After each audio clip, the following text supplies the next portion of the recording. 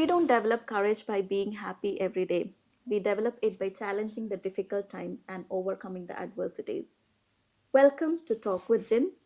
The guest we have with us today, she is a survivor, a woman who stood up for herself. She's full of courage and generosity. She has beaten all the norms against her.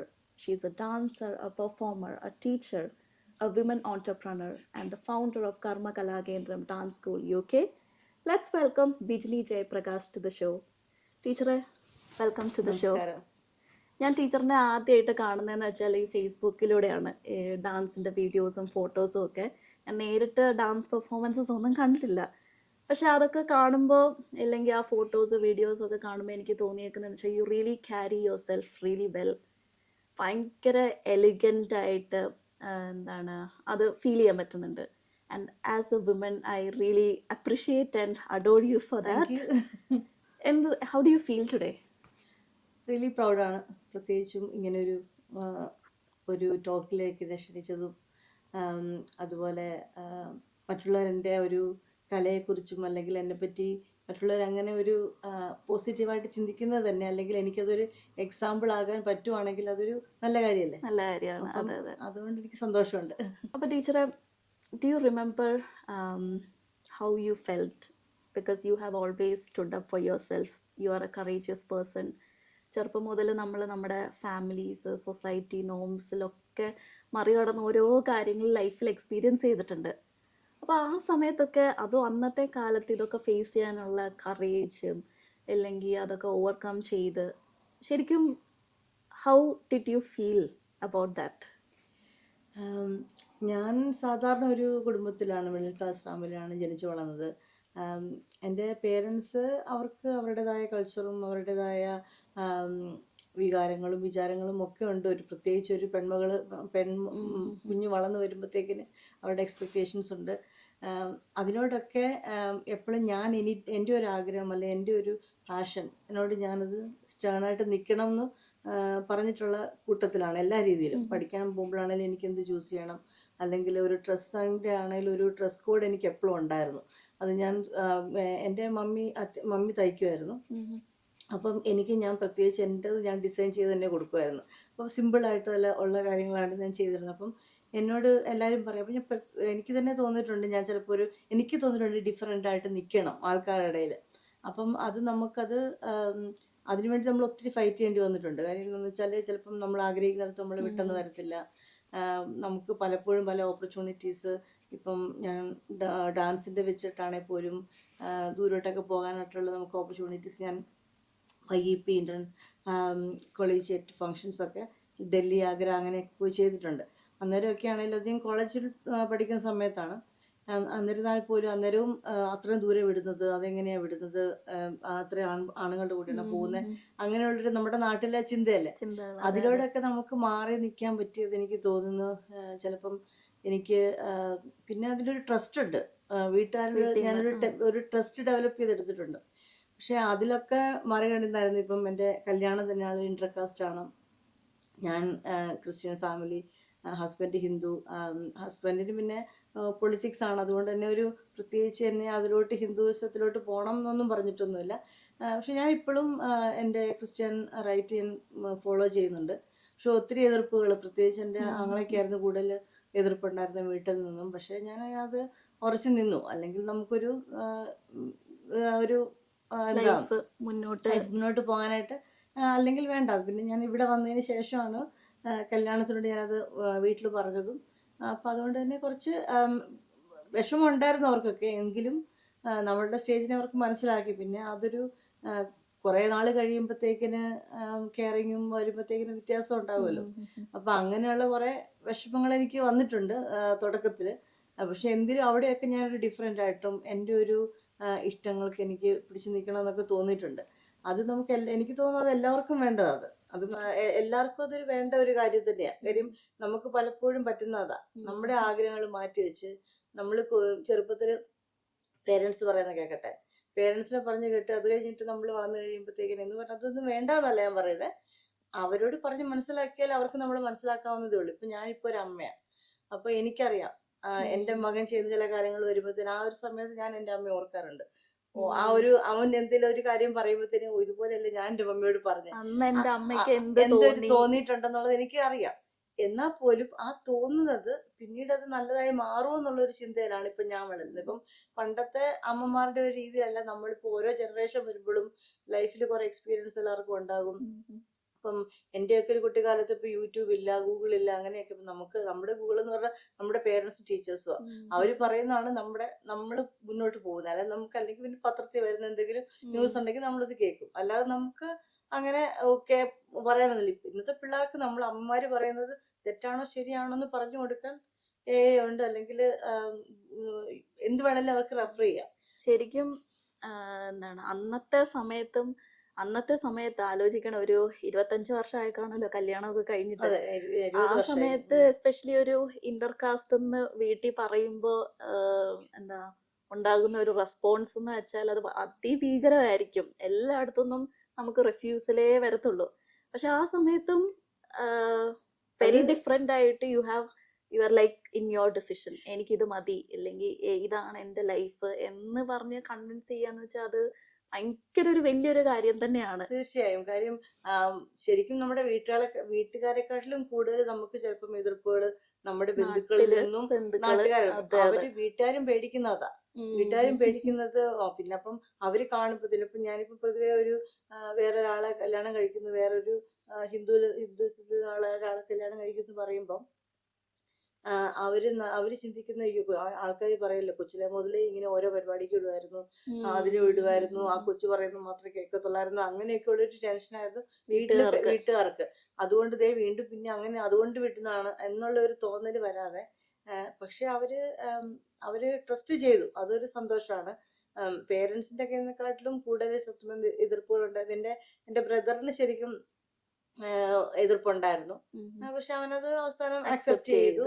അങ്ങനെ ശരിക്കും നമ്മൾ അതിൽ അത്രയും strong ആയിട്ട് നിന്നത് കൊണ്ട് തന്നെയാണ്. തീർച്ചയായിട്ടും. ഓക്കെ, ഞങ്ങൾ രണ്ടുപേരും, ഇപ്പൊ എന്റെ ഹസ്ബൻഡ് ആണെങ്കിലും ഞങ്ങൾ രണ്ടുപേരും അത്രയും സ്ട്രോങ് ആയിട്ട് തന്നെ നിന്നു.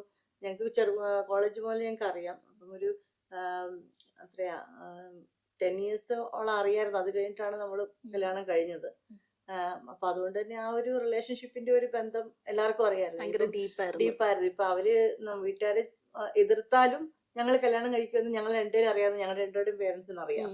അതുകൊണ്ട് തന്നെ പിന്നെ അവരിതിനെ എതിർക്കുന്നേ. പിന്നെ വീട്ടുകാരെ എതിർത്താല് നമ്മളോട് പിന്നെ സമൂഹം എതിർക്കത്തില്ലേ, അവര് പിന്നെ ഒന്നിച്ച് നിന്ന് കല്യാണം നടത്തി തന്നു. അതൊരു സന്തോഷമായിരുന്നു. എല്ലാരും തന്നെ ഉണ്ടായിരുന്നു വീട്ടിൽ, രണ്ടു കൂട്ടരുടെയും വീട്ടുകാരെല്ലാവരും സഹകരിച്ചു. നന്നായിട്ട് തന്നെ കല്യാണം അങ്ങനെ വന്നു. അങ്ങനെ ഇത്രത്തോളമായി ഇവിടെ വന്നു. ഇവിടെ വരുമ്പോഴും നമ്മൾ കാണുന്നത് കോളേജിൽ വെച്ച് തന്നെ ഞങ്ങൾ പരിചയമായിരുന്നു. ഞാൻ PDC ഫസ്റ്റ് ഇയർ ചെല്ലുമ്പോൾ തന്നെ എൻ്റെ സീനിയർ ആയിട്ടുണ്ടായിരുന്നു ഹസ്ബൻഡ്. അപ്പം ഞങ്ങൾ 10-15 വർഷം കഴിഞ്ഞിട്ടാണ് ശരിക്കും പറഞ്ഞാൽ ഞങ്ങൾ കല്യാണം കഴിക്കുന്നത്. അതുകൊണ്ട് തന്നെ ഞങ്ങൾക്ക് രണ്ടുപേർക്കും വീട്ടുകാർക്കും അറിയാമായിരുന്നു ഞങ്ങൾ അത്രയും സ്ട്രോങ് ആണ്. അതുകൊണ്ട് തന്നെ അവരത് എതിർത്താലും കല്യാണം നടക്കുമെന്നുള്ളത്. അതിൽ സ്റ്റാൻഡായിട്ട് നിൽക്കാൻ പറ്റി. അത് ഇപ്പോഴും നന്നായി തന്നെ പോകുന്നു. അതുകൊണ്ട് തന്നെ സന്തോഷം.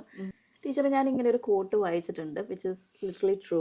Dance is a hidden language of the soul. ഡാൻസിൽ കൂടാണ് പല സ്റ്റോറീസും കണക്ട് ചെയ്യാൻ പറ്റുന്നത് എന്നുള്ളത്. അപ്പോൾ പണ്ട് മുതലേ ഡാൻസ് പഠിച്ച് ഓരോ സ്റ്റേജസിലും, വലിയ വലിയ സ്റ്റേജസിലും പെർഫോം ചെയ്ത് ഇപ്പോൾ ഒരു ടീച്ചറാണ് ഡാൻസിൻ്റെ. അപ്പോൾ dance has been always like a companion with you or for you. അപ്പോൾ ശരിക്കും ഈ ഡാൻസ് എന്ന് പറയുന്നത് എന്താണ്? What do you feel when you are dancing? Well, dance is everything to me. Okay, അങ്ങനെ തന്നെ പറയണം. കാര്യം ഞാൻ നടക്കുമ്പോൾ അല്ലെങ്കിൽ ഞാനൊരു കാര്യം ഒരു വർത്താനം പറയുമ്പോൾ പോലും എൻ്റെ ഹാൻഡ് ജെസ്റ്റേഴ്സ് ഇതൊക്കെ എനിക്ക് തോന്നുന്നു ചില സമയത്ത് ഡാൻസിൽ നമ്മൾ ഉപയോഗിക്കുന്നത് നമുക്ക് ഓട്ടോമാറ്റിക്കലായിട്ട് വരുന്നതാണ്. അതുകൊണ്ട് തന്നെ ഡാൻസ് ചെയ്യുമ്പം ഡാൻസ് എന്താണെന്ന് ചോദിച്ചാൽ എനിക്ക് ഞാൻ പറഞ്ഞല്ലോ എനിക്കെല്ലാമാണ്. ആ കൂടെ തന്നെ നമ്മളൊരു ഫ്രീ ആവുകയാണ് ഡാൻസ് ചെയ്യുമ്പം. നമ്മൾ സ്ട്രെസ്സിലിരിക്കുമ്പോഴത്തേക്കിന് ഒരു നല്ല പാട്ട് കേൾക്കുമ്പോഴത്തേന് അതിനകത്ത് ചിലപ്പോൾ നമ്മൾ എഴുന്നേറ്റ് ഡാൻസ് കളിക്കുമല്ലായിരിക്കും, നമ്മുടെ മനസ്സായിരിക്കും ഡാൻസ് ചെയ്യുന്നത്. അതൊരു ഒരു റിലീഫാണ് നമുക്ക് ചിലപ്പം ഡാൻസ് കളിക്കാൻ പറ്റുന്ന ഒരു അന്തരീക്ഷത്തിലല്ലായിരിക്കും നമ്മൾ ഇരിക്കുന്നത്. അപ്പം ആ ഒരു ഡാൻസ് എന്ന് പറയുന്നത് എനിക്ക് തരുന്നതെന്ന് പറഞ്ഞാൽ ഒരു ഭയങ്കര റിലീഫാണ്. കുട്ടിക്കാലം മുതലേ ഡാൻസിൻ്റെ വെച്ച് പറയുമ്പം ടീച്ചർ പറയാറ്, ഞാനിപ്പോൾ ഒരു 5-6 വയസ്സിലാണ് തുടങ്ങിയെന്ന് വെച്ചു. അപ്പം ആ ഒരു സമയത്ത് എന്നോട് പറയും ചിരിച്ച് കളിച്ചാൽ മതി, അല്ലാതെ എനിക്ക് എക്സ്പ്രഷൻ ഒന്നും കാണിക്കാൻ അറിയത്തില്ല. പിന്നെ നമ്മൾ വേറെ ഒരാളുടെ കാണുന്നു, നമ്മൾ ടീച്ചർ എന്ത് പഠിപ്പിക്കുന്നോ അതേ നമ്മൾ കാണുന്നുള്ളൂ. ഇന്നത്തെ കുട്ടികൾ ചെയ്യുന്ന പോലെ യൂട്യൂബിൽ കാണാനോ അല്ലെങ്കിൽ വേറെ ഒരാൾ കണ്ട് കളിച്ച് കാണാൻ നമുക്കൊരവസരം കിട്ടുന്നില്ല. നമ്മുടെ സീനിയർ ആയിട്ടുള്ള ചേച്ചിമാരാരെങ്കിലും കളിക്കുന്നവരുണ്ടെങ്കിൽ അവരുടെ പെർഫോമൻസ് കാണാൻ പറ്റുന്നില്ല, ആ ക്ലാസ്സിൽ പഠിപ്പിക്കുന്നത് നമ്മൾ കാണുന്നുള്ളൂ. സോ ടീച്ചർ എന്താണ് നമുക്ക് എക്സ്പ്രഷൻ തന്നത് അല്ലെങ്കിൽ അതാണ് നമ്മൾ എടുക്കുന്നത്. പിന്നെ നമ്മുടെ ലൈഫിൽ നമ്മൾ കാണുന്നത് നമുക്കൊരു ഒബ്സർവേഷൻ ശരിക്കും നമുക്ക് വേണം. നമ്മൾ ലൈഫിൽ കാണുന്നത് നമ്മളോട് ചിരിക്കാൻ ടീച്ചർ പറയുമ്പം നമുക്ക് ചിലപ്പോൾ ഒരു എക്സാമ്പിൾ തരും അല്ലേ, അതുപോലെ ചിരിക്കണം. അപ്പോൾ നമ്മൾ അവരെ നോക്കും. അപ്പോൾ അങ്ങനെ വളർന്ന് കഴിഞ്ഞിട്ട് നമ്മളൊരു ടീനേജറൊക്കെ ആയപ്പോഴാണ് എക്സ്പ്രഷൻസ് വന്നത് ഡാൻസിന്. കാര്യം എൻ്റെ ഇതിൽ പറഞ്ഞാൽ നമ്മൾ ഒരു ലവ് കാണിക്കുക, അഫെക്ഷൻ കാണിക്കുമ്പോഴത്തേക്കിന് അതിൻ്റെ ഒരു എക്സ്പ്രഷൻ നമ്മൾ കൊണ്ടുവരണമെങ്കിൽ നമ്മൾ ആ ഒരു ഏജിൽ വരണം. ഓരോ സ്റ്റേജിലും നമ്മൾ ഡിഫറെൻ്റ് ആയിട്ട്. ഇന്ന് ഞാൻ ആ ഒരു ഡാൻസിനായിട്ട് കാണുന്നത് ടോട്ടലി എൻ്റെ ലൈഫിൽ ഒരു ഭാഗമായിട്ട് തന്നെ മാറി. കുട്ടിക്കാലത്ത് വരുമ്പോഴത്തേനും നമ്മളത് ഒരു രസമായി കൊണ്ടുപോയി. അത് കഴിഞ്ഞപ്പോഴത്തേനും എൻ്റെ സ്റ്റേജ് മാറി. ഞാൻ കലാമണ്ഡലം ശ്രീലത ടീച്ചറുടെ അടുക്കെയാണ് എൻ്റെ ഡാൻസ് ഒരു 10ാം ക്ലാസ് വരെ ഞാൻ പഠിച്ചിരുന്നത്. അത് കഴിഞ്ഞിട്ട് അനിൽകുമാർ മാഷിനടുക്കെയാണ് പഠിച്ചത്. അങ്ങനെ രണ്ടുപേരും എൻ്റെ ഒരു ടാലൻ്റ് എന്ന് പറയുന്നത് അവരൊക്കെ പറയുന്നത് എൻ്റെ എക്സ്പ്രഷനായിരുന്നു പറയുന്നത്. അപ്പം അതിലോട്ട് ഞാൻ ഫോക്കസ് ചെയ്തിട്ടുണ്ട്. പ്രത്യേകിച്ച് മോഹിനിയാട്ടം ചെയ്യുമ്പോഴാണെങ്കിലും, ഭരതനാട്യം മോഹിനിയാട്ടം ചെയ്യുമായിരുന്നു. മോഹിനിയാട്ടം ചെയ്യുമ്പോഴും അതിനകത്ത് ഇപ്പോൾ ഓമനത്തിങ്ങൾക്കിടാവോ, അപ്പോൾ ഒരു അമ്മയുടെ ഫീല് ശരിക്കും പറഞ്ഞാൽ അന്ന് ഞാൻ കളിക്കുന്നതിനെക്കാട്ടിലും കൂടുതൽ എനിക്ക് ഇപ്പം കളിക്കാൻ പറ്റുമെന്ന് എനിക്ക് തോന്നുന്നുണ്ട്. അപ്പം ഓരോ സ്റ്റേജ് വയസ്സിലും സ്റ്റേജ് ബൈ സ്റ്റേജിൽ നമ്മുടെ പ്രായവും എക്സ്പീരിയൻസും കൂടുമ്പം ഡാൻസിനെ നമ്മൾ ഡിഫറെൻ്റ് ആയിട്ടാണ് കാണുന്നത്.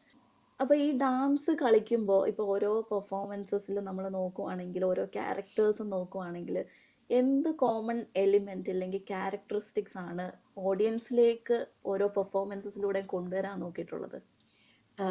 ഞാൻ ഇപ്പം എൻ്റെ നമ്മൾ കൂടുതലും വർണ്ണം പദമൊക്കെ ചെയ്യുമ്പോഴത്തേക്ക് നമ്മൾ പ്രത്യേകിച്ച് പറയും ഓരോ പീസ് അഭിനയിക്കുമ്പോഴത്തേക്കിനും ഞാൻ ഓഡിയൻസിനെ ശരിക്കും പറഞ്ഞാൽ ഞാൻ എപ്പോഴും കേട്ടിട്ടുള്ളതും എൻ്റെ എക്സ്പ്രഷൻ അവരെ ഒരു വിഷമമുള്ള ഒരു സങ്കടമുള്ള ഒരു സീനാണ് ഞാൻ ചെയ്യുന്നതെങ്കിൽ അത് ഓഡിയൻസിൽ അതിൽ നമ്മൾ കറക്റ്റായിട്ട് അവരെ കരയിപ്പിച്ചിട്ടുണ്ട്.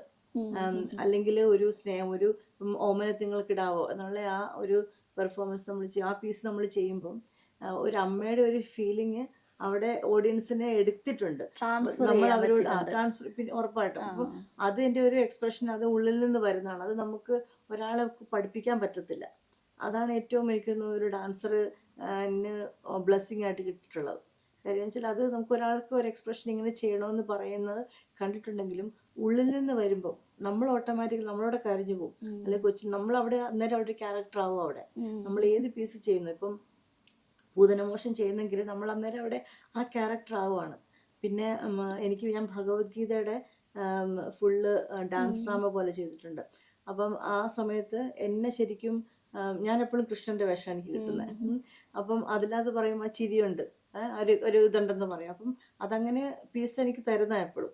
അപ്പം അത് ഞാൻ ത്രൂ ആയിട്ട് ചെയ്യുമ്പോഴത്തേക്കിന് എനിക്ക് ഒരുപാട് പേര് ചിന്മയാനന്ദ സ്വാമിജിയൊക്കെ എന്നെ നേരിട്ട് വിളിച്ചിട്ട് ഞാൻ അവരുടെ ഒരു ഗീതോപദേശം ഒരു 4 ഡേ ക്യാമ്പിങ്ങിൻ്റെ സമയത്ത് പോയി ചെയ്തിട്ട് നേരിട്ട് വിളിച്ചിട്ട് എനിക്ക് എന്നോട് പറഞ്ഞിട്ടുണ്ട്. അപ്പം അങ്ങനെയുള്ള ഒരു വ്യക്തിയെ നേരിട്ട് വിളിച്ച് പറയുമ്പോൾ ഒരു സന്തോഷമാണ്. അത് ശരിക്കും ഒരു ബ്ലെസ്സിങ് ആണ് നമ്മുടെ ആർട്ടിസ്റ്റ്. തീർച്ചയായിട്ടും ഒരു ആർട്ടിസ്റ്റിന്റെ ഏറ്റവും വലിയ വിജയം എന്ന് വെച്ചാൽ നമ്മൾ ചെയ്യുന്ന ഇപ്പൊ ഒരു പാട്ടായിക്കോട്ടെ, ഡാൻസ് ആയിക്കോട്ടെ, അല്ലെങ്കിൽ ഒരു എന്ത് ഇതായിക്കോട്ടെ, അത് ഓഡിയൻസിനോട് കൺവേ ചെയ്യാൻ പറ്റുന്നതാണെങ്കിൽ അത് ഏറ്റവും കണക്ട് ചെയ്യാൻ പറ്റണം. ഏറ്റവും നമ്മൾ ജസ്റ്റ് ഒരു ഡാൻസ് പീസ് പോയിട്ട്, അതാണ് എനിക്ക് ഇപ്പോഴും അതന്നെയാണ് എനിക്ക് പറയാനുള്ളത്. നമ്മൾ കുട്ടികളൊക്കെ ചെയ്യുമ്പോഴത്തേനും ഞാൻ പറയും, നിങ്ങൾ ജസ്റ്റ് പോയി ചെയ്താണ് നമുക്കൊരു നല്ല പാട്ടെടുക്കാം.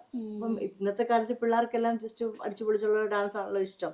പക്ഷെ എന്നിരുന്നാലും അതാണ് അടിച്ചു പൊളിച്ചുള്ള പാട്ടാണേലും അതാ ഓഡിയൻസുമായിട്ടൊന്ന് കണക്ട് ചെയ്യണം. നമ്മുടെ ഓഡിയൻസിനാണ് നമ്മൾ ശരിക്കും നോക്കേണ്ടത്. ഒരു പ്രോഗ്രാം ചെയ്യുമ്പോൾ നമുക്ക് കിട്ടുന്ന ഓഡിയൻസിനാണ് ഫസ്റ്റ് നമ്മളൊരു പാട്ട് സെലക്ട് ചെയ്യുന്നതിന് മുമ്പ് നമ്മൾ നോക്കണ്ടേ. അന്നേരം നമുക്കത് കറക്റ്റായിട്ട് നമുക്ക് അവരോട് കൺവേ ചെയ്യാൻ പറ്റും, കണക്ട് ചെയ്യാൻ പറ്റും. ടീച്ചർ ഈ പറയുന്നതൊക്കെ കേട്ടിട്ട് എനിക്ക് തോന്നിയതെന്ന് വെച്ചാൽ you have always worked hard in your life, അല്ലെങ്കിൽ aimed for your goal. Okay, അപ്പോൾ അങ്ങനെ നിൽക്കുന്ന ഒരു വ്യക്തി, എസ്പെഷ്യലി ഇത്രയും സോഷ്യലൈസിങ് ആയിട്ട് നോർത്തേൺ അയർലൻഡിൽ dance school, online classes, occupation wise ഒക്കെ നല്ലൊരു രീതിയിൽ നിൽക്കുന്ന ഒരാൾക്ക് എളുപ്പം ഒരു സീരിയസ് മെഡിക്കൽ കണ്ടീഷൻ വരിക എന്ന് വെച്ചാൽ അതൊട്ടും അക്സെപ്റ്റ് ചെയ്യാൻ പറ്റുന്ന ഒരു കാര്യമല്ല. ബിക്കോസ് ഒരാളുടെ ഫിസിക്കൽ, കോഗ്നേറ്റീവ്, മെൻ്റൽ, ബിഹേവിയറൽ ഇഷ്യൂസിനെ കാര്യങ്ങളെ ഒക്കെ എഫക്റ്റ് ചെയ്യുന്ന ഒരു കാര്യമാണ്. പക്ഷേ ഇത് വന്നപ്പോഴും എന്താ പറയുക, യു ഗോട്ട് ബാക്ക്. ഇത് വന്നു കഴിഞ്ഞിട്ടാണെങ്കിലും you got back right from there much stronger than how you were before. Yeah, ശരിക്കും ഇത് പറയുമ്പോൾ it might be difficult for you to remember those things. പക്ഷേ എനിക്ക് അണ്ടർസ്റ്റാൻഡ് ചെയ്യേണ്ട ഒരു കാര്യം എന്ന് വെച്ചാൽ, how did you go through all that? ശരിക്കും പറഞ്ഞാൽ അതിനെക്കുറിച്ച് ചില സമയത്ത് ചിന്തിക്കാൻ എനിക്ക് താല്പര്യമില്ല. കാര്യം ഞാനിപ്പോൾ നോർത്തേൺ അയർലൻഡിൽ വന്നിട്ട് 23 വർഷമായി. എന്നെ അറിയാവുന്നവർക്ക് എല്ലാവർക്കും അറിയാം, നിർത്താതെ ഓടിക്കൊണ്ടിരിക്കുന്ന ഒരു വ്യക്തിയായിരുന്നു എല്ലാ രീതിയിലും. കാര്യം ഡ്യൂട്ടി, ഞാൻ നേഴ്സാണ്, എൻ്റെ പ്രൊഫഷൻ ഞാൻ നേഴ്സാണ്. നേഴ്സ് മാനേജറായിട്ട് ഞാനിപ്പോൾ 17 ഇയേഴ്സായിട്ട് നേഴ്സ് മാനേജറായിട്ട് വർക്ക് ചെയ്യുന്നു. പിന്നെ അതിൻ്റെ കൂടെ തന്നെ പാഷനാണ് ഡാൻസ്. 7 days ഞാൻ വർക്കിംഗ് എന്ന് പറഞ്ഞാൽ Monday to Friday ആണ് എൻ്റെ ഡ്യൂട്ടി. അത് കഴിഞ്ഞിട്ട് ഞാൻ Thursday ഈവനിങ് മുതൽ ഡാൻസ് ക്ലാസ് ഉണ്ട് എനിക്ക്. സാറ്റർഡേ സൺഡേ ആണ് എനിക്കൊരു ഡേ ഓഫ് എന്ന് പറയുന്നത്. ഞാനൊരു ഡ്യൂട്ടി സമയത്ത് എനിക്കൊരു ആനുവൽ ലീവ് എടുക്കണം. അപ്പോൾ ഞാൻ ഇപ്പം കർമ്മ കലാകേന്ദ്രം ഡാൻസ് സ്കൂൾ തുടങ്ങിയിട്ട് 13 വർഷമായി, 14 വർഷമായി. ആ 14 വർഷവും എൻ്റെ വീക്കെൻഡ് എന്ന് പറഞ്ഞാൽ എനിക്ക് ഈ ഡാൻസ് കഴിഞ്ഞിട്ട് എൻ്റെ വേറെ പ്ലാൻസ് ഉള്ളൂ. ആ സമയത്ത് ചിലപ്പം എനിക്കൊരു ഫംഗ്ഷൻ അറ്റൻഡ് ചെയ്യേണ്ടി വരും, ബർത്ത്ഡേ പാർട്ടി ഉണ്ടായിരിക്കും, അല്ലെ വീട്ടിൽ ഗസ്റ്റ് വരുന്നുണ്ടായിരിക്കും. ഇതൊക്കെ ഉണ്ടെങ്കിലും എൻ്റെ ഡാൻസ് ക്ലാസ് കഴിഞ്ഞിട്ട് ഞാനത് ചെയ്യുന്നുള്ളായിരുന്നു. അപ്പം നിർത്താതെ പിന്നെ വീട്ടുകാരുടെ കാര്യങ്ങൾ അവർക്കും അറിയാം. ഞാൻ അവരുടെ ഒരു കാര്യങ്ങളും എൻ്റെ ഒരു ജോലി അല്ലെങ്കിൽ മുടക്കിയിട്ടില്ല, ഏത് രീതിയിലാണെങ്കിലും. അത് അവരും എന്നോട് ഒത്തിരി സപ്പോർട്ടായിരുന്നു എല്ലാ രീതിയിലും. ഹസ്ബൻഡാണേലും മോനാണേലും കൊച്ചിലെ മുതലേ മോൻ എൻ്റെ ഡാൻസ് ക്ലാസ്സിൽ വരുമായിരുന്നു. ഞാൻ അവരെ വേറെ ഇരുത്താൻ പറ്റില്ലല്ലോ. വീക്കെൻഡിൽ അവർ ക്ലാസ്സിലാത്തപ്പോഴത്തേന് എൻ്റെ കൂടെ വരും, അവിടെ വന്നിരിക്കും, അങ്ങനെ കുറേ. പക്ഷെ അവനെ ഡാൻസ് പഠിപ്പിക്കാൻ പറ്റിയിട്ടില്ല. അതൊരു പിന്നെ ഞാൻ എൻകറേജ് ചെയ്തു. പക്ഷെ അവൻ കളിക്കും, അല്ലാത്ത ഡാൻസൊക്കെ സ്കൂളിൽ കളിക്കും, അല്ലാതെ ക്ലാസിക്കലിലോട്ട് അവനെ കൊണ്ടുവരാൻ പറ്റിയിട്ടില്ല. അപ്പം അങ്ങനെ അത്രയും ഓടാതെ ഓടിക്കൊണ്ടിരുന്ന ഒരു വണ്ടിയായിരുന്നു ഞാൻ. അപ്പം എനിക്ക് ഓൾ ഓഫ് എ സഡൻ, അതും സ്ട്രെസ് ഉള്ളപ്പം നമ്മൾ ഒരു സ്ട്രോക്ക് വരുന്നതും, നമ്മൾ നോർമലായിട്ടിരിക്കുമ്പോൾ ഒരു സ്ട്രോക്ക് വരുന്നതും അത് നമുക്ക് അക്സെപ്റ്റ് ചെയ്യാൻ പറ്റത്തില്ല. എൻ്റെ ഒരു സ്ട്രോക്ക് എനിക്ക് വന്നെന്ന് പറഞ്ഞാൽ നോർമലായിട്ടിരിക്കുന്ന ഒരു ലൈഫ് എന്ന് പറഞ്ഞാൽ ഡ്യൂട്ടി ഞാൻ പുതിയ ഡ്യൂട്ടി മാറി അവിടെ ചെന്നിട്ട് ഒരു 3 മാസമേ ആയുള്ളൂ. വലിയ കുഴപ്പമൊന്നും ഇല്ലാതെ പോയി. ഫാമിലിയിലാണെങ്കിലും അത്ര ഇതായിട്ട് സെറ്റിലായിട്ട് നിൽക്കുന്ന ഒരു സമയം. അന്നേരമായിരുന്നു ഓൾ ഓഫ് എ സഡൻ ഒരു ഞാനിപ്പോൾ അത് ഒത്തിരി വിശദീകരിക്കുന്നില്ല എങ്ങനെ പറ്റിയെന്നുള്ളത്. എന്നാലും അതിനെപ്പറ്റി പറയുമ്പം നോർമലായിട്ട് ഞാൻ ബെഡിൽ പോയി കിടന്നതാണ് ഒരു 11:30 ഒക്കെ ആയപ്പോഴത്തേക്കിന്. അത് കഴിഞ്ഞിട്ട് പെട്ടെന്ന് എന്നോട് എനിക്ക് എങ്ങനെയാണ് ഞാൻ ഉണർന്നു. അതെന്നെ ആരോ ഉണർത്തിയതുപോലെ എനിക്ക് തോന്നുന്നു. ഒരു 1:30 ആ സമയം. അപ്പോൾ എനിക്കറിയാം ഒരു 11:30 ആയപ്പോഴാണ് 2 hours ഞാൻ ഉണർന്നപ്പോൾ ഞാൻ പറഞ്ഞു എനിക്ക് എൻ്റെ കൈ അനക്കാൻ പറ്റുന്നില്ലെന്ന് പറഞ്ഞപ്പോൾ എൻ്റെ ഹസ്ബൻഡ് പറഞ്ഞു അത് കുഴപ്പമില്ല, രാത്രിയല്ലേ, മരവിച്ചായിരിക്കും എന്ന് പറഞ്ഞു. അത് കഴിഞ്ഞിട്ട് ഞാൻ പറഞ്ഞാൽ എനിക്ക് കാലും അനക്കാൻ വേണമെന്ന് പറഞ്ഞപ്പോഴത്തേക്കിനും ഉടനെ പെട്ടെന്ന് ഹസ്ബൻഡ് ലൈറ്റ് ഇട്ടു. ഇതെന്ത് പറ്റി മുഖത്തെന്ന് എന്നോട് ആദ്യമേ ചോദിക്കുന്നത്. അപ്പോൾ ആ ഓൾറെഡി സ്ട്രോക്ക് വരുമ്പോഴത്തേനും നമ്മുടെ മുഖത്തിനൊരു ചെറിയ കോട്ടം ഉണ്ടാവുമല്ലോ. അപ്പോൾ അങ്ങനെ വന്നപ്പോൾ നേഴ്സിൻ്റെ ഒരു ബാക്ക്ഗ്രൗണ്ട് വെച്ചിട്ട് എനിക്ക് മനസ്സിലായി സ്ട്രോക്ക് ആണെന്നുള്ളത്. എൻ്റെ ഹസ്ബൻഡിന് ബാക്കി എല്ലാത്തിനെ കുറിച്ച് നല്ല അറിവാണ്, മെഡിക്കൽ മാത്രം കുറച്ച് ഇതിലോട്ട് പുറകോട്ടാണ്. അപ്പം പെട്ടെന്ന് എന്ത് ചെയ്യണമെന്ന് അറിയാൻ മേലെ ഞാൻ പറഞ്ഞു ആംബുലൻസ് വിളിക്കും. അപ്പം എനിക്കെന്തായാലും സംസാരിക്കാൻ ക്ലിയർ ആവുന്നില്ല, നല്ലതായിട്ട് സംസാരിക്കാൻ പറ്റുന്നില്ല. കാര്യം എൻ്റെ സംസാരം പോയി, ഫുൾ സൈഡ് പാരലൈസ്ഡ് ആയിരുന്നു, കൈ അനക്കാൻ മേല, കാലനക്കാൻ മേല. എന്നിട്ടും ഞാനത് അത് ഞാൻ തരണം ചെയ്തു. കാര്യം എനിക്ക് പെട്ടെന്ന് എൻ്റെ മോനെയും ഹസ്ബൻഡിനെയും എനിക്ക് അന്നേരം ഓർമ്മ വന്നു. എനിക്കിപ്പം ഞാൻ പിടിച്ചു നിന്നോളാന്ന് വെച്ചു. അതുവരെ ഞാൻ പിടിച്ചിരുന്നു. അത് പക്ഷേ ആ ഒരു സ്റ്റേജ് ഞാൻ ഹോസ്പിറ്റലിൽ പോയി അവിടെ ചെന്നപ്പോൾ അവർ പറഞ്ഞപ്പം ആംബുലൻസ് അന്നേരം വരുന്നില്ലായിരുന്നു. അപ്പം ഞാൻ പറഞ്ഞു ആംബുലൻസുകാരോട് ഒന്നുകൂടി വിളിച്ച് പറ സ്ട്രോക്ക് സിംറ്റം ആണെന്ന് പറയാൻ പറഞ്ഞു. അല്ലെങ്കിൽ ചിലപ്പോൾ ഇവിടെ ഇവിടുത്തെ മെഡിക്കലിൽ അറിയാമല്ലോ, ചിലപ്പം പേഷ്യൻ്റ് അലേർട്ടാണോ റെസ്പോണ്ട് ചെയ്യുന്നുണ്ടെങ്കിൽ അവർ പിന്നെ 8 hours കഴിഞ്ഞേ വരത്തുള്ളൂ. അപ്പം നമുക്ക് ആ ഒരു അതിനെപ്പറ്റി അറിയാവുന്നത് കൊണ്ട് മാത്രം പെട്ടെന്ന് ഒന്നുകൊണ്ട് വിളിക്കാൻ പറഞ്ഞു. വീണ്ടും 999 വിളിച്ചിട്ട് എന്നെ ഹോസ്പിറ്റലിൽ കൊണ്ടുവരുന്നു. അപ്പം അവിടെ ചെന്നപ്പോൾ ബ്ലീഡായിരുന്നു, ബ്രെയിൻ ബ്ലീഡായിരുന്നു. അപ്പം ബ്ലീഡായിരുന്നു. ആ സമയത്ത് എൻ്റെ BP ഇച്ചിരി കുറഞ്ഞിട്ടുണ്ടായിരുന്നു. അന്നേരം അവർ പറയുന്നത്, എൻ്റെ ആ ഫാമിലിയോട് പറയുന്നത്, ബ്ലീഡാണ്, ഇപ്പം BP ഡൗൺ ആണ്, അപ്പോൾ ഇപ്പം ഇമ്മീഡിയറ്റ് മെഡിക്കേഷൻ ഒന്നും ഇല്ല കൊടുക്കാൻ, ഒള്ളി ഒബ്സർവേഷനിൽ ഇരിക്കാൻ പറ്റത്തുള്ളൂ എന്ന് പറഞ്ഞിട്ട്. അന്നേരം ഞാനവിടെ കിടക്കുമ്പം അന്നേരം ആ സമയത്തും എനിക്കൊന്നും തോന്നിയില്ല. പക്ഷേ പിറ്റേ ദിവസം രാവിലെ ഞാൻ എഴുന്നേറ്റപ്പോഴത്തേക്കിന് കുറച്ചും കൂടെ എൻ്റെ BP അന്നേരം കൺട്രോൾ ആയായിരുന്നു. അന്നേരം ഞാൻ ശരിക്കും ഓർത്തു, ഞാൻ ഫസ്റ്റ് എനിക്ക് ആലോചിച്ചത് എനിക്കിനി ഡാൻസ് ചെയ്യാൻ പറ്റുമെന്ന്. സത്യമായിട്ട് ഞാൻ അതാണ് എനിക്ക് ആദ്യം ആലോചിച്ചത്. അത് കഴിഞ്ഞിട്ട് പെട്ടെന്ന് എനിക്ക് ഡ്യൂട്ടിക്ക് പോകുന്ന ഞാൻ എങ്ങനെയായിരിക്കും, എനിക്ക് പോകാൻ പറ്റുമോ, നമ്മൾ വേറെ ഒരു സ്ഥലത്ത് വന്ന് ജീവിക്കുന്നു, അങ്ങനത്തെ ഒരുപാട് കാര്യങ്ങളുണ്ടല്ലോ. ഇനി എനിക്ക് പോകാൻ പറ്റുമോ, ഡ്യൂട്ടിക്ക് പോകാൻ പറ്റുമോ, അല്ലെങ്കിൽ ഞാൻ ഇനി എങ്ങനെയായിരിക്കും പോകുന്നത്, എനിക്ക് ഈ ജോലി കണ്ടിന്യൂ ചെയ്യാൻ പറ്റുമോ, അതോ എനിക്ക് വേറെ വരും, എനിക്ക് സംസാരിക്കാൻ പറ്റുമോ. പിന്നെ ഞാൻ കിടക്കുന്ന ഒരു സ്ട്രോക്ക് യൂണിറ്റിലെന്ന് പറഞ്ഞാൽ കൂടുതലും പ്രായമുള്ളവരായിരുന്നു കിടന്നിരുന്നത്. അവർക്കൊക്കെ മറവി ഉണ്ടായിരുന്നു. അപ്പം ഞാൻ ഓർത്ത് ഇനി എൻ്റെ ഓർമ്മശക്തി എങ്ങനെയായിരിക്കും, എൻ്റെ മെമ്മറിക്ക് ഇനി വല്ല കുഴപ്പമുണ്ടാവുമോ. പക്ഷെ അതൊന്നും ഞാൻ കാണിച്ചില്ല. പക്ഷെ അന്നേരം ആ ഒരു തോന്നൽ മാത്രമുള്ളായിരുന്നു. ഞാൻ പിന്നെ എൻ്റെ ഹസ്ബൻഡ് അന്നത്തെ ആ ഒരു സപ്പോർട്ടെന്ന് പറയാതിരിക്കാൻ പറ്റത്തില്ല. ആ സമയത്ത് എൻ്റെ ഫോൺ എടുത്തുകൊണ്ട് പോയി. എന്നിട്ട് പറഞ്ഞു, ഞങ്ങൾക്ക് ആവശ്യമുണ്ടെങ്കിൽ ഞങ്ങൾ ഇവിടെ നേഴ്സസിനെ വിളിച്ചോളാം, നിനക്ക് കൊണ്ട് ഫോൺ തരും, ഇത് ഫോൺ എൻ്റെ കയ്യിലുണ്ടെങ്കിൽ പലരും വിളിക്കത്തില്ലേ എന്ന് വിചാരിച്ചു. അത് കഴിഞ്ഞിട്ട് പിന്നെ എനിക്ക് ഒരുപാട് സപ്പോർട്ട് അവിടുന്ന് തന്നു. വീട്ടിൽ നിന്നുണ്ടായിരുന്നു, ഹസ്ബൻഡിൻ്റെ കയ്യിൽ നിന്ന്. ഹസ്ബൻഡും തന്നെ ആരോടും പറഞ്ഞിട്ടില്ലായിരുന്നു. അതൊരു ഒരു കണക്കിന് നോക്കിയാൽ ഒരു പോസിറ്റീവ് ഇതായിരുന്നു. കാര്യം എന്ന് വെച്ചാൽ ഒരുപാട് പേരെന്നെ വിളിച്ചില്ല. അപ്പോൾ ആരെങ്കിലും കാണുവാണെങ്കിൽ അന്ന് എനിക്ക് എൻ്റെ ഒരു ഫ്രണ്ട് ബീന എന്ന് പറയുന്ന ബീന അവിടെ നേഴ്സായിരുന്നു. അപ്പം അങ്ങനെ അവിടെ വെച്ച് കണ്ടു, ഹോസ്പിറ്റലിൽ വെച്ച് കണ്ടു. ബീനയോടും പറഞ്ഞു, ആരോടും പറയരുത്, നമുക്ക് ഒരുപാട് പേര് വന്നാൽ പ്രശ്നമാവുമല്ലോ. അപ്പം അങ്ങനെ കിടക്കുമ്പം ഡാൻസ് എന്നെ എങ്ങനെ, ഇപ്പം നമ്മളിതിലോട്ട് സംസാരിച്ച് വരുമ്പോഴത്തേക്കിന് ഇപ്പോൾ കൂടുതൽ പറഞ്ഞാൽ ഒരുപാട് എനിക്ക് പറയാനുണ്ട് ഞാൻ എങ്ങനെയാണിത് പോയെന്ന്. പക്ഷെ ഡാൻസ് എന്നെ ഞാൻ റീസെൻ്റ്ലി ഇപ്പോൾ ഒരു പ്രോഗ്രാം ചെയ്തതിന് റിതം ഓഫ് റിക്കവറി എന്ന് പറഞ്ഞിട്ടാണ് ചെയ്തത്. അതിനകത്ത് എൻ്റെ ഈ ഇടത് കൈയായിരുന്നു എനിക്ക് അനക്കാൻ മേലാതെ വരുന്നത്. എൻ്റെ ഫേസ് ഈ ഒരു സൈഡ് മൊത്തം ഒരു സൈഡിലോട്ട് ഇരിക്കുക. അപ്പോൾ എനിക്കൊന്നും ചെയ്യാൻ പറ്റുന്നില്ല. അപ്പം അന്നേരം എൻ്റെ ഹസ്ബൻഡാണ് എനിക്ക് യൂട്യൂബിൽ എനിക്ക് ലാപ്ടോപ്പ് കൊണ്ട് തന്നായിരുന്നു. എന്നിട്ട് പറഞ്ഞു, നീ നിൻ്റെ ഡാൻസ് ഹാൻഡ് ജെസ്റ്റേഴ്സ് നീ എടുക്ക്, നിൻ്റെ എക്സ്പ്രഷൻസ് എടുക്ക്, നിൻ്റെ നവരസങ്ങൾ എടുക്ക്, കിടന്നുകൊണ്ട് ഇതിലും കൂടുതൽ എന്താണ് നിനക്ക് എക്സസൈസ് ചെയ്യാൻ നിനക്കുള്ളത്, ഇതിൽ കൂടുതൽ നിനക്ക് ചെയ്യാൻ പറ്റത്തില്ല. കാര്യം നിൻ്റെ ബ്രെയിനിൽ ഇപ്പം അത് ടോട്ടലി അത് ട്രൂ ആയിരുന്നു. കാര്യം എൻ്റെ ബ്രെയിനിൽ ഉള്ള ഒരു കാര്യമാണത്, അതെനിക്കൊന്നും കൂടെ പുതിയട്ടി എടുക്കാം. അപ്പം അതൊരു ഭയങ്കര എന്നാ പറയണ്ടേ സപ്പോർട്ട്. അത് ആ ഡാൻസ് എനിക്ക് ഡാൻസ് ഇല്ലായിരുന്നെങ്കിൽ എനിക്ക് 100% ഉറപ്പാണ് ഞാൻ ഇപ്പം ഇത്ര ആകത്തില്ല.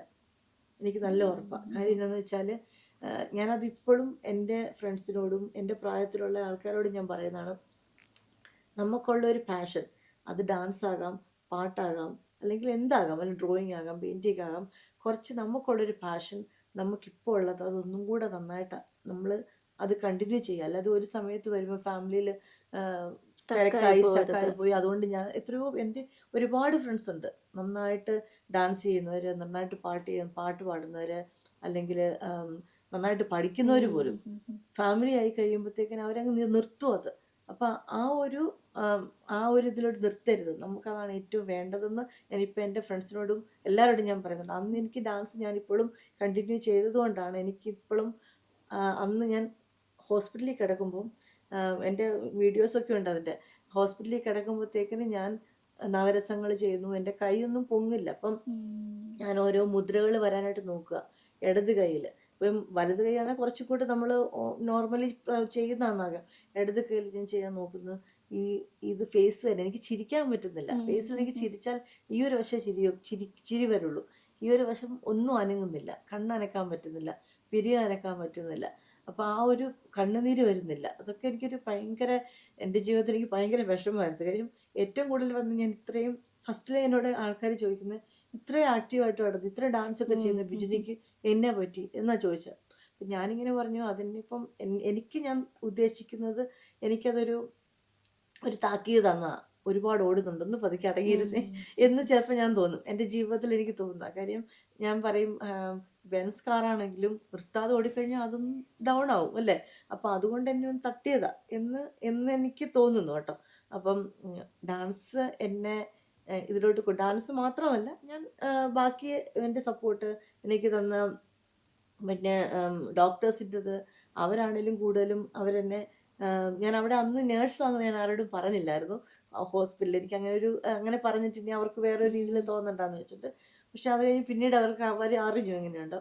അപ്പം പക്ഷെ അവരുടെ സപ്പോർട്ട്, പിന്നെ എനിക്ക് വന്ന ഫിസിയോതെറാപ്പിസ്റ്റ് അവരെല്ലാവരും വന്നിട്ട് അവരോടും ഞാൻ പറഞ്ഞു, അവരെന്നോട് പറഞ്ഞു ഞാൻ ബിജിനിയെ ഫിസിയോതെറാപ്പി കഴിയുമ്പോൾ തന്നെ ഞങ്ങൾ ഡാൻസ് പഠിക്കുന്നു. കാര്യം ഞാൻ അവർ പറയുന്ന ഞങ്ങൾക്ക് ഇൻട്രസ്റ്റഡ് ആയിട്ടുള്ള ഒരു ക്ലയൻ്റ് ആയിരുന്നു ബിജിനി എന്ന് പറഞ്ഞ ഒരു പേഷ്യൻ്റ് ആയിരുന്നു. കാര്യം ഓരോ ദിവസം അവർ എനിക്ക് ഫിസിയോതെറാപ്പി അല്ലെങ്കിൽ ഒക്കുപേഷൻ തെറാപ്പിസ്റ്റ് വരുമ്പോൾ ഞാൻ പുതിയ കാര്യം കണ്ടുപിടിക്കും. ഞാൻ പറഞ്ഞു ഞാൻ ഇങ്ങനെ ചെയ്തു അങ്ങനെ ചെയ്തു. അപ്പം ഞാൻ ഒരുവിധം നടക്കാൻ പറ്റിയപ്പോഴത്തേക്കിന്, എനിക്ക് നടക്കാൻ പറ്റില്ലായിരുന്നല്ലോ, നടക്കാൻ പറ്റി കഴിഞ്ഞപ്പോൾ കൈ പൊക്കാൻ ഒക്കെയുള്ള ഒരു ഇത് വന്നപ്പം ഞാൻ എൻ്റെ ഫിസിയോതെറാപ്പിസ്റ്റിനോട് ഞാൻ പറഞ്ഞു എനിക്ക് ചാടാൻ പറ്റുന്നില്ല. അപ്പോൾ അവർ പറഞ്ഞു ഫസ്റ്റ് പേഷ്യൻ്റാണ് ഞങ്ങളോട് പറഞ്ഞത് ചാടാൻ പറ്റുന്നില്ല എന്ന് പറഞ്ഞു. അപ്പം ഞാൻ പറഞ്ഞല്ല, ചാടാൻ എന്ന് പറഞ്ഞാൽ എനിക്കൊരു ഡാൻസ് ഉണ്ട്, അപ്പം അതിനകത്ത് എനിക്ക് ചാടണം, എനിക്ക് പല സ്റ്റെപ്പുകൾ എടുക്കണം. അപ്പം അതെനിക്ക് പറ്റുന്നില്ലെന്ന് ഞാൻ ഉദ്ദേശിച്ചതെന്ന് പറഞ്ഞു. എനിക്കിപ്പോഴും ബുദ്ധിമുട്ടുണ്ട്, എനിക്കിപ്പോഴും രണ്ട് കാലും ഒരുപോലെ എനിക്ക് പൊക്കി ചാടാൻ പറ്റില്ല. അതിനിപ്പം ഞാൻ റീസെൻ്റ്ലി ചെയ്തിട്ട് ഞാനൊരു സ്കിപ്പിംഗ് റോപ്പ് മേടിച്ചിട്ട് പതുക്കെ ചെയ്തുകൊണ്ടിരിക്കുക ഈ 50-ആം വയസ്സിലും. ശരിക്കും നമ്മൾ പറയാറില്ലേ, ഫിസിക്കൽ ആക്ടിവിറ്റി നമ്മുടെ ബ്രെയിനിനെ റീവയർ ചെയ്യും. ഉറപ്പായിട്ടും ശരിക്കും ടീച്ചറിന്റെ കാര്യത്തിൽ ആ ഡാൻസ് എന്ന് പറയുന്നത് അത്രയും ഇഷ്ടപ്പെട്ട ഒരു അത് വെറും ഒരു ആർട്ട് മാത്രമല്ലായിരുന്നു. അതുകൊണ്ടാണ് ഇപ്പോൾ റിതം ഓഫ് റിക്കവറി എന്ന് പറയുന്നത്. ഞാനത് കണ്ടിട്ടുണ്ട്, അതിനെപ്പറ്റി വായിച്ചിട്ടുണ്ട്, എഴുതിയേക്കുന്നതൊക്കെ. അതെൻ്റെ ബ്രെയിനിലുണ്ടായിരുന്നു. അപ്പം നമ്മൾക്ക് പ്രത്യേകിച്ച് ഇങ്ങനെ ഒരു സ്ട്രോക്ക് അതുപോലെ എന്തെങ്കിലും നമ്മുടെ ബ്രെയിനിൽ തട്ടുന്ന എന്തെങ്കിലും ഒരു സംഭവം വരുമ്പോൾ നമുക്ക് അവിടെ കിടക്കുന്നതിനെ പൊടി തട്ടി എടുക്കാനേ പറ്റത്തുള്ളൂ. നമുക്ക് പുതിയൊരു കാര്യം നമുക്ക് അതിലോട്ട്. അപ്പം അവരാണേലും എനിക്ക് ഫിസിയോതെറാപ്പിസ്റ്റുമൊക്കെ എനിക്ക് ഒരുപാട് എക്സസൈസ് തന്നു. അന്നേരം ഒന്നും എൻ്റെ കൈ മൂവ് ചെയ്യുന്നില്ല. എനിക്കിപ്പോൾ ഇവിടുന്ന് കൈ വെച്ചിട്ട് ഇങ്ങോട്ടൊന്നും മൂവ് ചെയ്യാനായിട്ട് പോലും പറ്റുന്നില്ല. എൻ്റെ ബ്രെയിൻ ഞാൻ പറയുന്നുണ്ട് മൂവ് ചെയ്യുന്നു. പക്ഷേ ഡാൻസിൻ്റെ പാട്ട് കേൾക്കുമ്പോൾ ഒക്കെ വരുമ്പോഴത്തേന് എനിക്കതങ്ങ് ശരിക്കും പറഞ്ഞാൽ പണ്ട് സിനിമകളിലും ഒക്കെ കണ്ടിട്ടുണ്ട്, പാട്ടും കലയും ഒക്കെ വരുമ്പോഴത്തേക്കിന് കിടക്കുന്ന ആൾക്കാർ എഴുന്നേൽക്കുന്നു. അന്നൊക്കെ ഞാൻ ശരിക്കും അത്രയും ചിന്തിച്ചില്ല. അതെൻ്റെ ജീവിതത്തിൽ വന്നപ്പോൾ അതെനിക്ക് വീണ്ടും എനിക്ക് ഡാൻസ് ചെയ്യാൻ പറ്റിയതും, അല്ലെങ്കിൽ എനിക്ക് ഡ്യൂട്ടിക്ക് തന്നെ പോകാൻ, ഞാൻ ശരിക്കും പറഞ്ഞാൽ ഞാൻ 16 ഡേയ്സോളം ഞാൻ ഹോസ്പിറ്റലിൽ കിടന്നു. അത് കഴിഞ്ഞിട്ട് അവർക്ക് വേറൊന്നും ചെയ്യാനില്ല, അവർക്ക് വേണമെങ്കിൽ കിടത്താം, ഫിസിയോ കണ്ടിന്യൂ ചെയ്യാമെന്ന് പറഞ്ഞു. അത് വേറൊന്നും ചെയ്യാനില്ല എന്ന് പറഞ്ഞപ്പോഴാണ് വീട്ടിൽ കൊണ്ടുവന്നത്.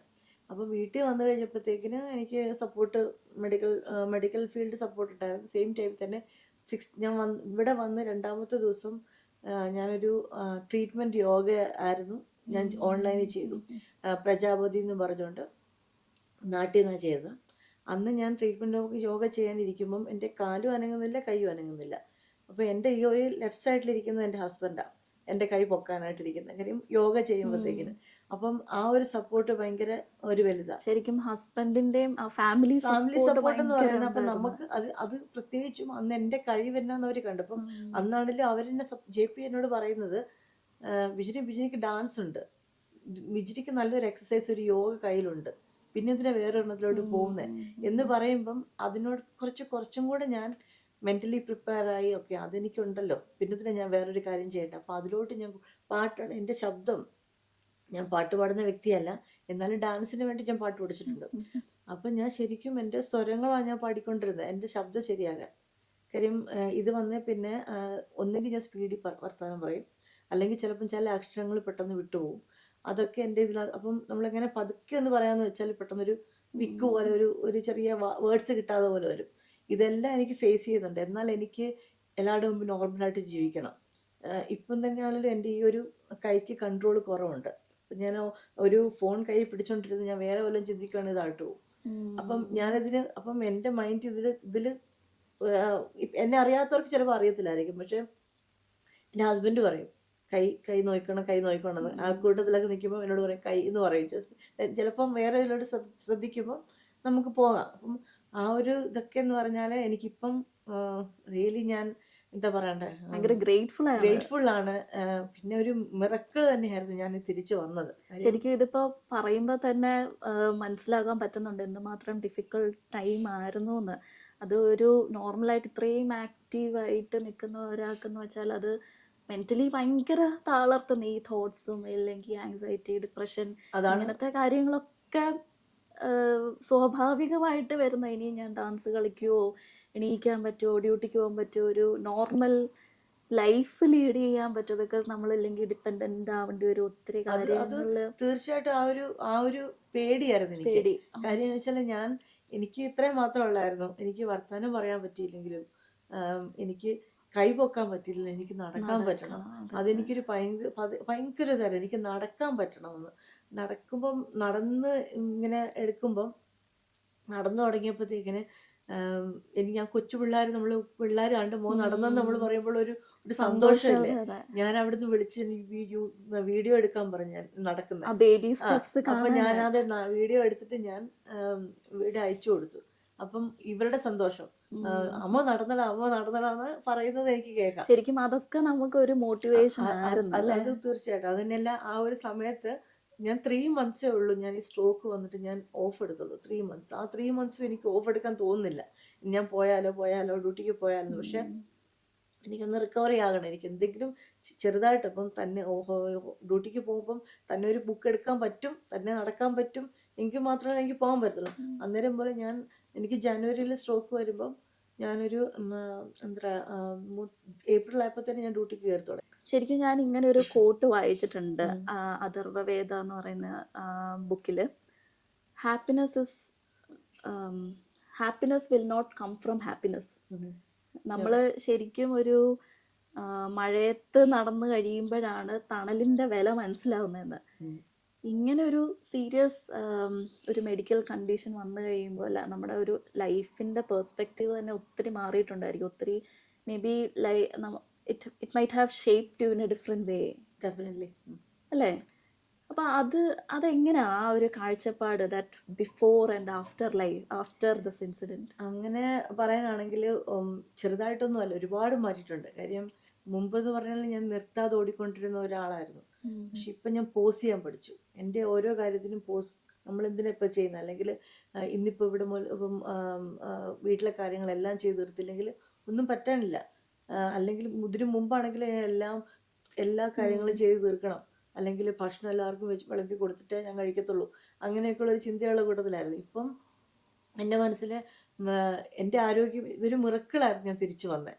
കാര്യം എനിക്ക് എന്തോ ഒരു ഭാഗ്യം കൊണ്ട് ഈ സ്ട്രോക്ക് വന്നിട്ട് എന്നെ വേറെ ഒരു ഡയഗ്നോസിസിലോട്ട് പോയിട്ടില്ല. സാധാരണ സ്ട്രോക്ക് ചിലപ്പം മിക്കവർക്കും ഒരു ഇനീഷ്യൽ സ്റ്റേജിൽ, അത് കഴിയുമ്പോഴായിരിക്കും അവർക്കൊരു ബ്ലോക്ക് അല്ലെങ്കിൽ ബ്ലീഡ് അല്ലെങ്കിൽ ക്ലോട്ട് ഇതൊക്കെ കണ്ടുപിടിക്കുന്നത്. അല്ലെ ഹാർട്ടിന് പ്രോബ്ലം ആയിട്ടൊക്കെ എന്തോ ഒരു മിറക്കിള് സംഭവിച്ച പോലെ എനിക്ക് അങ്ങനെ ഒന്നും പറ്റിയിട്ടില്ല. അതുകൊണ്ട് തന്നെ എനിക്ക് നല്ല ഒരു ബലമായ ഒരു വിശ്വാസം ഉണ്ടായിരുന്നു, എനിക്കിത് നോർമലാവും, അല്ലെങ്കിൽ എനിക്ക് തിരിച്ചു കൊണ്ടുവരാം. പിന്നെ എപ്പോഴും നമ്മൾ പ്രയത്നിച്ചെങ്കിലേ ഉള്ളൂ. നമുക്കൊരാഗ്രഹം വേണം ഉള്ളിൽ, നമ്മുടെ സ്വന്തമായി. ഇപ്പം എനിക്ക് എന്നെ ഇതിലോട്ട് നന്നായി വരണമെന്ന് ആഗ്രഹിച്ച ഒരുപാട് പേര് സമൂഹത്തിലുണ്ടെന്ന് ഞാൻ വിശ്വസിക്കുക. അത് തീർച്ചയായിട്ടും ഒരുപാട് പേര് അവർ പ്രാർത്ഥിച്ചപ്പം എനിക്ക് തിരിച്ചു വരണം എന്നുള്ളൊരു ആഗ്രഹം ഉണ്ടായിരുന്നു. അത് ഒന്നിച്ചുകൂടി എന്നാണ് ഞാൻ പറയുന്നത്. അപ്പം പ്രാർത്ഥനയാണോ അല്ലെങ്കിൽ വേറെ എന്തെങ്കിലും അത്ഭുതം പ്രവർത്തിച്ചാണോ എന്നല്ല ഞാൻ പറയുന്നത്. എങ്കിലും ഞാനതിനകത്ത് പൂർണ്ണമായിട്ട് ബിലീവ് ചെയ്യുന്നുണ്ട്. എനിക്ക് തിരിച്ചു വരണം എന്നുള്ള ആഗ്രഹം. നമുക്കൊരു ആഗ്രഹം ഉണ്ടെങ്കിൽ നമുക്ക് എവിടെ എത്താൻ പറ്റും. അതാണ് എനിക്ക് പറ്റുന്നത്. എനിക്ക് വയ്യാഴികളിൽ നിന്ന് ഞാൻ ഇത്ര ആയെങ്കിൽ അതെൻ്റെ ആഗ്രഹമായിരുന്നു, അല്ലെങ്കിൽ എൻ്റെ സമൂഹത്തിൻ്റെ ആഗ്രഹമായിരുന്നു, എൻ്റെ പേരൻസിൻ്റെ അല്ലെങ്കിൽ എൻ്റെ ഫാമിലിയുടെ ആഗ്രഹമായിരുന്നു ഞാൻ തിരിച്ചു വരണമെന്നല്ലേ. അപ്പം ആ ഒരു ഇതിൽ എനിക്ക് പൂർണ്ണമായിട്ടും സത്യസന്ധമായിട്ട് ചെയ്യാൻ പറ്റിയെന്ന് എനിക്ക് പറ്റാവുന്നതെല്ലാം ഞാൻ ചെയ്തു. ശരിക്കും നമ്മൾക്ക് കണ്ണുള്ളപ്പോൾ കണ്ണിന്റെ വില മനസ്സിലാവത്തില്ല. ഇപ്പോൾ നമ്മൾ പല ചെറിയ ചെറിയ കാര്യങ്ങൾ വരുമ്പോൾ എളുപ്പം മനുഷ്യൻ ഇപ്പം ഞാൻ പോലും ഭയങ്കര ഡിസ്ട്രെസ് ആവാറുണ്ട്. അയ്യോ എനിക്ക് അതില്ലല്ലോ ഇതില്ലല്ലോ. പക്ഷെ ഇതൊക്കെ കേൾക്കുമ്പോൾ ശരിക്കും എന്താ പറയുക, ഒന്നും പറയാനില്ല. ശരിക്കും പറഞ്ഞാൽ ശരി, നമുക്ക് ആർക്ക് വേണേലും എപ്പോൾ വേണേലും എന്ത് സംഭവിക്കാം. അതെ അങ്ങനെയുള്ള ഒരു ലോകത്താണ് നമ്മൾ പല ന്യൂസുകൾ കേൾക്കുന്നുണ്ട് അല്ലേ. നമുക്ക് അറിയാവുന്നവർക്ക് സംഭവിക്കുന്നു, അറിയാൻ മേലാത്തവർക്ക് സംഭവിക്കുന്നു, ആർക്ക് വേണേലും എന്ത് വേണേലും സംഭവിക്കാം. അപ്പം അങ്ങനെ വെച്ച് നോക്കുമ്പോൾ നമുക്കത് പേടിച്ച് ജീവിക്കാനും പറ്റത്തില്ല. ഇതൊക്കെ സംഭവിക്കാൻ പോവാണല്ലോ എന്ന് വെച്ചാൽ അത് വേറെ ഒരു ലെവലിലോട്ട് മാറും. എൻ്റെ ഒരു ലൈഫ് എന്ന് പറഞ്ഞാൽ എനിക്ക് പോസിറ്റീവായിട്ടും നെഗറ്റീവായിട്ടും ഇത് ബാധിച്ചിട്ടുണ്ട്. എന്ന് പറഞ്ഞാൽ നെഗറ്റീവായിട്ടെന്ന് പറഞ്ഞാൽ ഇത് കഴിഞ്ഞപ്പോൾ എനിക്കൊരു എങ്ങനെയോ ഒരു ഫിയർ ഡെവലപ്പ് ചെയ്തു, ചെറിയൊരു ഫോബിയ ഡെവലപ്പ് ചെയ്തു. അത് ഞാൻ ഇപ്പോഴും സഫർ ചെയ്യുന്നുണ്ട്. ഇപ്പം ഇന്നും കൂടെ അങ്ങനെ ഒരു ഫീല് എനിക്ക് ഉണ്ടായിട്ടിരിക്കുക. അപ്പം പെട്ടെന്ന് ആൾക്കൂട്ടത്തിൽ വരുമ്പം എന്ന് പറഞ്ഞ് എനിക്ക് സ്റ്റേജിൽ കയറാൻ മടിയുള്ള ആളല്ലായിരുന്നു. എവിടെ വേണേലും സംസാരിക്കാം. പക്ഷെ അതെല്ലാം ഒന്ന് പതുക്കെ ഒന്ന് ഡൗൺ ആയി. കാര്യം പെട്ടെന്ന് എൻ്റെ ഉള്ളിൽ അറിയാതെ വരുന്ന, പക്ഷെ എങ്കിലും ഞാൻ അത് തരണം ചെയ്യാൻ നോക്കും. എനിക്ക് പറയാൻ പറ്റും, എനിക്ക് ചെയ്യാൻ പറ്റുമെന്ന് ഞാൻ നോക്കുന്നുണ്ട്. അതാണ് എനിക്ക് ഫോബിയ വന്നു. എനിക്ക് ഫ്ലൈറ്റിൽ കയറാൻ വരെയുള്ള ഒരു ഫോബിയ ഉണ്ടായി. അതിനെ ഞാൻ ഒരുപാട് കോപ്പിംഗ് എക്സസൈസും ഞാൻ കൗൺസിലിങ്ങിന് പോയി എന്നെ ഒന്ന് തിരിച്ചു കൊണ്ടുവരാൻ വേണ്ടി ഒരുപാട് ഫ്രണ്ട്സ് എന്നെ സപ്പോർട്ട് ചെയ്തു. അങ്ങനെ ഒരുപാട് കാര്യങ്ങൾ എനിക്ക് ഇതിനകത്ത് നെഗറ്റീവായിട്ട് ബാധിച്ചിട്ടുണ്ട്. അതൊക്കെ തരണം ചെയ്യാനും അതില്ലെങ്കിൽ ഞാൻ ജീവിച്ചിട്ട് കാര്യമില്ല എന്നുള്ളൊരു തോന്നൽ വരുമ്പോൾ നമുക്കിത് മാറ്റാൻ പറ്റും. അവിടെ സ്റ്റോപ്പ് ആയിട്ടില്ലെങ്കിൽ സ്റ്റക്ക് ആവത്തില്ല. അവിടെ സ്റ്റക്കായിരുന്നു. ഞാൻ കഴിഞ്ഞ ദിവസം ഇങ്ങനെ ഒരു ഇന്റർവ്യൂ കണ്ടിട്ടുണ്ടായിരുന്നു, ലൈഫ് ഡസന്റ് സ്റ്റക്ക് എനിവേർ. അതെ അതെ, തീർച്ചയായിട്ടും നമ്മൾ മൂവ് ഓൺ ചെയ്യണം. അല്ലെങ്കിൽ നമ്മൾ അവിടെ കൊണ്ട് നിന്നു, നമ്മൾ തീർന്നു പോയി എന്ന് വിചാരിക്കില്ല. നമുക്ക് പ്രത്യേകിച്ച് ഇവിടെ ജീവിക്കുന്ന ഒരാൾക്ക് ഡിസേബിലിറ്റിക്ക് കൊടുക്കുന്ന ഒരു പ്രോത്സാഹനം അല്ലെങ്കിൽ സപ്പോർട്ട് ടോട്ടലി ഡിഫറെന്റ് ആണ് നമ്മുടെ നാട്ടിൽ കണ്ടിരിക്കുന്നത് ഇല്ലേ. ഡിസേബിലിറ്റി ഫ്രണ്ട്ലി ആയിട്ടുള്ളതാണ് എവിടെ പോയാലും. ഒരു ലിഫ്റ്റ് ആണെങ്കിലും ഒരു സ്റ്റേഴ്സ് ആണെങ്കിലും എല്ലാ രീതിയിലും അല്ലേ. ഒരു ബസ് ആണെങ്കിൽ പോലും നമ്മുടെ നാട്ടിലൊക്കെ റീസെന്റ് ആണ് ഇപ്പൊ അങ്ങനെ ഒരു ഡിസേബിലിറ്റി ഫ്രണ്ട്ലി വരുന്നത്. അപ്പം നമ്മളെല്ലാവരും തന്നെ എപ്പോഴും ഏബിൾ അല്ല, പക്ഷെ എന്നാലും നമ്മൾ ഏബിൾ ആകാൻ നമ്മൾ തന്നെ ചിന്തിക്കണം. അല്ലെങ്കിൽ നമുക്കൊന്നും ചെയ്യാൻ പറ്റില്ല. നമ്മളവിടെ അങ്ങ് വരെ കയറണമെന്ന് വിചാരിച്ചാൽ ഒരു മരത്തിന്റെ അങ്ങ് മണ്ട വരെ പോകണമെങ്കിൽ വിചാരിച്ചെങ്കിലാണ് നമുക്ക് അത്ര വരെ എത്താൻ പറ്റത്തുള്ളൂ. താഴെ നിന്നോണ്ട് എനിക്ക് പറ്റില്ല എന്ന് വെച്ചാൽ അവിടെ നിൽക്കത്തുള്ളൂ അല്ലേ. ശരിക്കും ടീച്ചർ തന്നെ ഓരോ സ്റ്റെപ്സ് എടുത്തിട്ടുണ്ട് ആ ഒരു റിക്കവറി പ്രോസസ്സിന് വേണ്ടി. ഇപ്പം ചെറിയ ചെറിയ സ്റ്റെപ്സ് ആണെങ്കിലും ഇപ്പം പറഞ്ഞു, കൗൺസിലിങ്, ഫിസിയോതെറാപ്പി, യോഗ. സാധാരണ ഒരാൾ നമ്മൾ വിചാരിക്കുന്നതെന്ന് വെച്ചാൽ അയ്യോ എൻ്റെ ലൈഫ് അവിടെ തീർന്നു. പക്ഷെ അതാണ് ഞാൻ പറഞ്ഞത്, you are really very much courageous. അവിടെ സ്റ്റോപ്പ് ചെയ്യില്ല. തീർച്ചയായിട്ടും എനിക്ക് എല്ലാവരോടും പറയാനുള്ളതാണ്. ഞാനിപ്പം എനിക്ക് തോന്നുന്നു ഞാൻ എല്ലാവരോടും അത് പറയാറുണ്ട്. ഞാൻ എൻ്റെ ഫ്രണ്ട്സിനോട്, എൻ്റെ ഒരുമിച്ച് പഠിച്ചവരോടൊക്കെ പറയും, നമുക്കിപ്പോൾ ഇത്രയും വയസ്സായി, പിന്നെ നമ്മുടെ സെൽഫ് കെയർ അത് എപ്പോഴും ഇപ്പോഴെല്ലാരും പറയുന്ന ഒരു കാര്യമാണ്. നമുക്ക് അതിന് സമയമില്ലാത്തത് അല്ലേ. ഹോസ്പിറ്റലിൽ കിടന്ന സമയത്തും എനിക്ക് തോന്നിയ ഒരു കാര്യമായിരുന്നു. ഇപ്പൊ എനിക്ക് ഒരുപാട് സമയമുണ്ട്, പക്ഷെ ആ സമയം എനിക്ക് കറക്റ്റായിട്ട് യൂട്ടിലൈസ് ചെയ്യാനുള്ള ഒരു എന്താ, അന്നേരം ഞാൻ ഏബിൾ അല്ല. എനിക്ക് ഹെൽപ്പ് വേണം ആൾക്കാരുടെ. അപ്പം അവിടെ കിടക്കുമ്പോൾ നമ്മൾ എന്തോരം വൾണറബിൾ ആണെന്നുള്ള ഒരു ഫീലിംഗ് ഉണ്ട്. കാര്യം നമുക്ക് പലതും ചെയ്യാൻ ഇന്നലെ വരെ ചെയ്യാമായിരുന്നു, ഇന്നെനിക്കത് ചെയ്യാൻ പറ്റുന്നില്ല. ആ ഒരു അവസ്ഥയിൽ നിന്നും എനിക്ക് ചെയ്യാൻ പറ്റും ഇപ്പം എന്ന് പറഞ്ഞ് ഞാൻ വന്നാണ് എൻ്റെ ജീവിതത്തിലോട്ട്. ഇപ്പൊ ടീച്ചർ പറഞ്ഞല്ലോ പല പല കാര്യങ്ങളും ഇനിയും എന്താണ് ചെയ്യാനുണ്ട്, ഒന്ന് ഫുള്ളി എല്ലാം ബാക്ക് ടു ഇതാവാനുണ്ട്. ആൻഡ് അതിലേക്ക് എത്താൻ വേണ്ടിയുള്ള ഓരോ മെക്കാനിസംസ് ട്രൈ ചെയ്യുന്നുണ്ട്. തീർച്ചയായിട്ടും ഒരുപാട് കാര്യം. ഇപ്പം ഡാൻസിൽ തന്നെയാണെങ്കിലും എനിക്ക് പല അടവ്സൊന്നും ചിലപ്പം എനിക്ക് കുട്ടികളെ കാണിക്കാൻ പറ്റത്തില്ല. പല അടവും എനിക്ക് ചിലപ്പോൾ ഇരിക്കാൻ പറ്റില്ല, അല്ലെങ്കിൽ ചിലപ്പം നമ്മൾ എക്സ്പെക്ട് ചെയ്യുന്ന പോലെ സ്പീഡ് കിട്ടത്തില്ല.